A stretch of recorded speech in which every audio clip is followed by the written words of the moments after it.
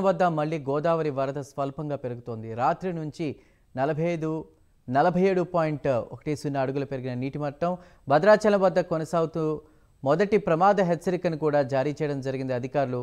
ప్రస్తుతం అయితే పోలవరం వద్ద నిలకడగా నీటి మట్టం ఉన్నట్లయితే సిడబ్ల్యూసి పేర్కొన్నప్పటికీ కూడా ఇక ధవళేశ్వరం బ్యారేజ్ వద్ద రెండో ప్రమాద హెచ్చరిక కొనసాగుతోంది.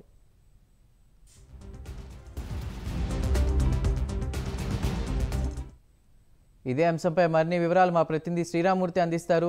శ్రీరామూర్తి, ఎలా ఉంది గోదావరి పరిస్థితి? వరద కొనసాగుతుందా? తగ్గుముఖం పట్టినట్ల? రెండో ప్రమాద హెచ్చరిక కూడా జారీ చేసినట్టు చెప్తున్నారు కొన్ని చోట్ల. అప్డేట్ ఏంటి?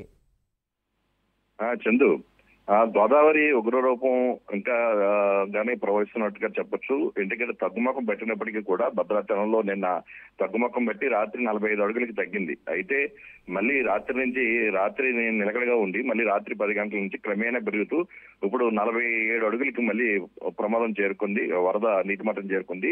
మరొక అడుగు చేరినట్లయితే ఇప్పుడు రెండో ప్రమాద హెచ్చరిక కూడా భద్రాచలం దగ్గర మళ్ళీ జారీ చేసే అవకాశం ఉంది.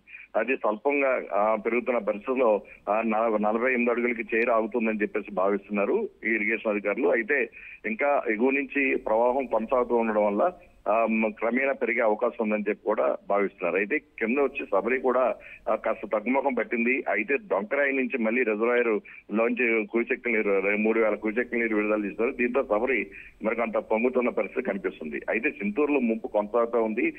దిగువన గల ధవళేశ్వరం బ్యారేజ్ వద్ద చూసినట్లయితే ఇక్కడ రెండో ప్రమాద హెచ్చరికను కాసేపటి క్రితమే ఉపసంహరించారు. ప్రస్తుతం 13.7 అడుగుల నీటి మట్టం కొనసాగుతుంది. దాదాపుగా 12 లక్షల కుడిచెక్కల నీరు ధవళేశ్వరం బ్యారేజ్ లోని మొత్తం 175 గేట్ల నుంచి దిగువకి విడుదల చేస్తున్నారు.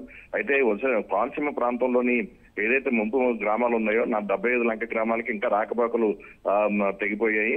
ఇంకా బోట్ల మీదే ప్రయాణం చేసే పరిస్థితి ఉంది. ఎందుకంటే ధవళేశ్వరం బ్యారేజ్ దగ్గర నీటి మట్టం తగ్గినప్పటికీ కూడా ఒక 8 గంటల తర్వాత కానీ కోనసీమలో నీటి మట్టం తగ్గదు. దానివల్ల అక్కడ ముంపు అయితే వరద పరిస్థితి అయితే యథావిధిగా కొనసాగుతున్న పరిస్థితి ఉంది.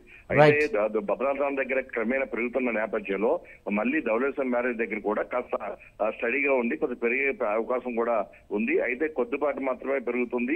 భారీ వర్షాలు అయితే తగ్గినాయి అని చెప్పేసి ఇరిగేషన్ అధికారులు చెప్తున్న పరిస్థితి ఉంది. Chandu. Right Sriramurthy, thank you.